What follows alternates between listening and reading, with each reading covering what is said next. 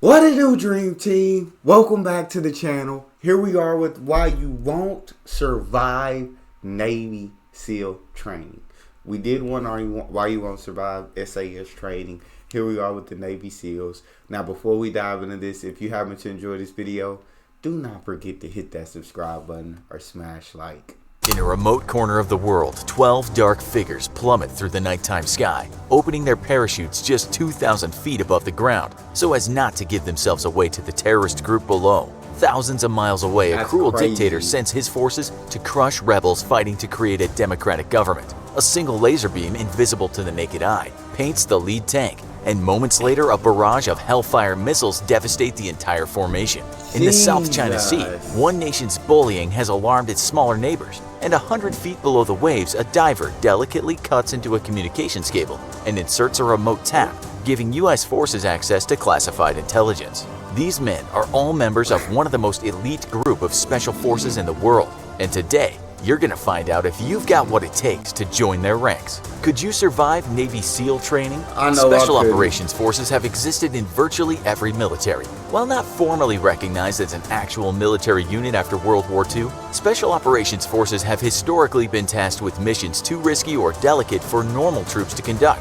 An operator is a cut above a normal soldier, typically more intelligent, better trained, and far better equipped. In modern times, Special Forces are asked to take on a variety of missions, and some are sent on operations so risky yet so vital for national security that they are forbidden from wearing any rank or insignia, or from carrying any personal identification. If caught, they will not be rescued by their government, who use their shadowy status to gain plausible deniability and avoid international repercussions. Special Ops Forces come in a variety of types, each typically specialized or renowned for certain types of operations. Some, like the U.S. Army's Rangers, are well known for operating behind enemy lines and recruiting and training partisan forces. Others, such as Germany's GSG-9, are world famous for counterterrorism operations. And if you're an evil terrorist, there's nobody you want knocking on your front door less than Germany's most elite cops. Yet, out of all the formidable special operations units throughout the world, few have the reputation or are as feared as the U.S. Navy's SEALs. These elite warriors have a specialization that few others can match,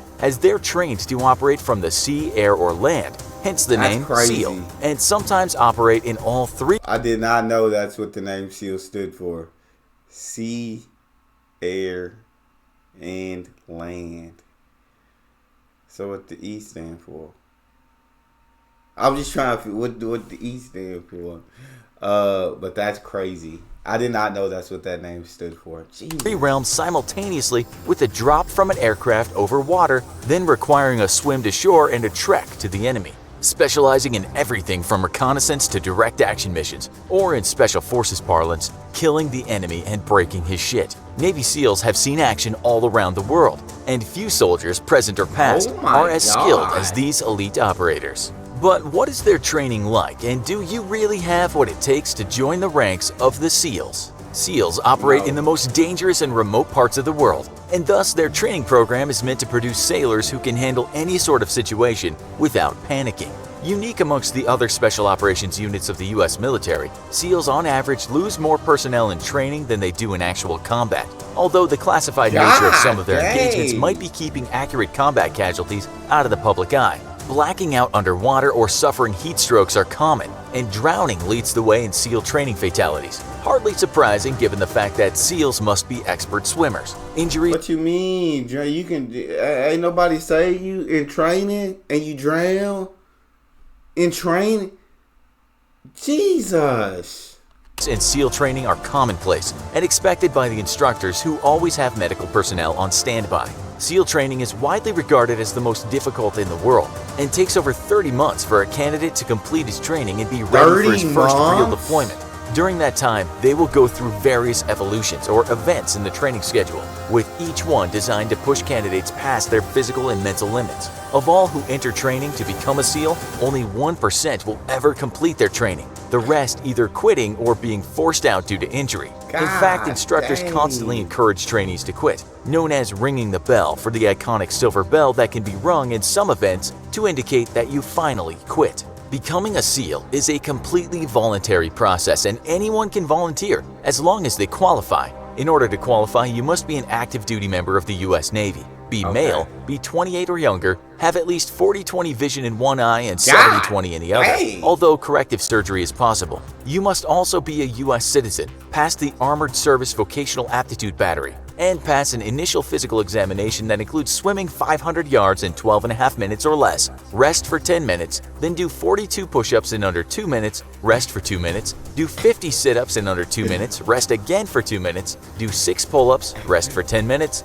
and then run 1.5 miles in boots and long pants in less than 11.5 minutes. If you qualify, then you're accepted into SEAL training, which starts with Basic Underwater Demolition SEAL or BUDS training, which itself is divided up into 4 phases: indoctrination, basic conditioning, scuba training, and land warfare training. BUDS will last for 7 of the most grueling months of your life, though it starts out with the 5-week indoctrination course, where you learn what's expected of you as a SEAL and their ways. It also gives you a chance to prepare for the grueling challenges ahead of you.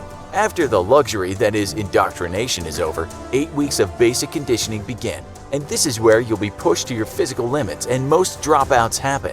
Each day you'll engage in running, swimming for 1 to 2 miles in the open ocean, calisthenics, and learning how to operate small rafts. Each of these events are timed and your scores must improve continuously or you will be discharged. One of the most important and dangerous aspects of basic conditioning is known as drown-proofing, during which you'll learn how to swim with both your hands and feet bound together. To pass this evolution, you must complete a course where you bob for 5 minutes, float for 5 minutes, swim 100 meters, bob for 2 minutes, do some forward and backward flips, swim to the bottom of the pool and retrieve an object with your teeth, and return to the surface and bob for 5 more minutes. Yet another evolution meant to...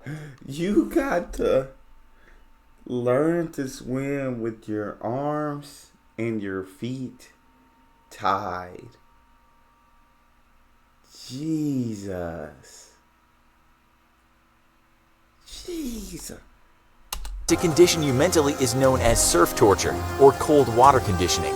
Here you must do calisthenics in the surf, which is a chilly 65 degrees, and run 1.5 miles down the beach in wet clothes and boots. Then you're ordered to hop back down into the surf and do it all over again. If you've made it this far, congratulations, because before you leave this phase of training, you'll have to go through the infamous Hell Week. This is an evolution where you'll train non-stop for 5 days and 5 nights, with a grand total of 4 hours of sleep.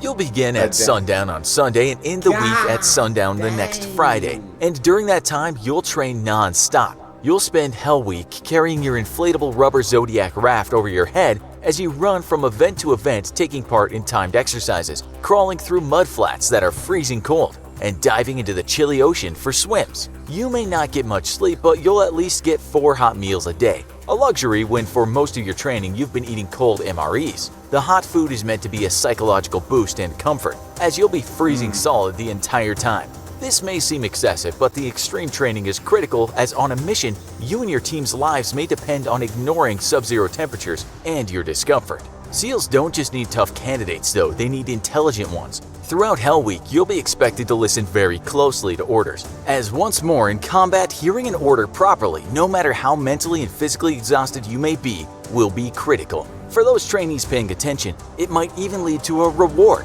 For instance, an instructor may leave out part of an order to see who's actually listening. If conducting exercises with a 300-pound log, the instructor may purposefully leave out mention of the log from one of the orders, and a sharp-eared trainee will catch this and be rewarded with his team doing the task without the added burden.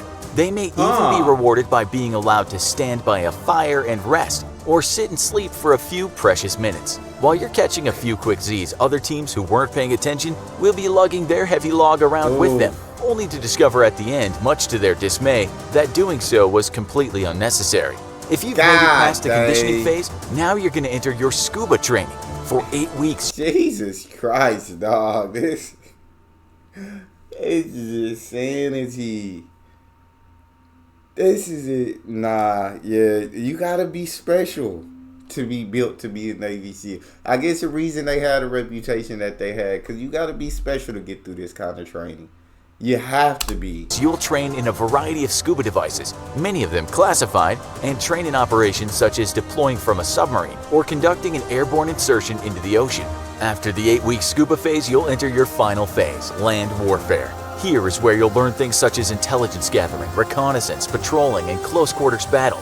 You'll learn how to execute assaults into enemy-held structures and how to use edged weapons such as knives to defend yourself. You'll also learn how to react to and neutralize enemy snipers, and learn how to operate any vehicle while executing high-speed and evasive driving techniques. You'll be trained in small unit tactics and how to handle explosives, how to infiltrate enemy lines, snatch and grab techniques, and proper handling of prisoners and high-value friendly VIPs. You'll also learn how to survive in any environment and provide medical treatment if needed. If you've made it this far, then congratulations, the hard part is mostly over. From here, you'll head over to Fort Benning, Georgia for Army Airborne School, where you'll learn how to parachute from an airplane. After 3 weeks of airborne school, you'll then head to SEAL qualification training, your final phase of training.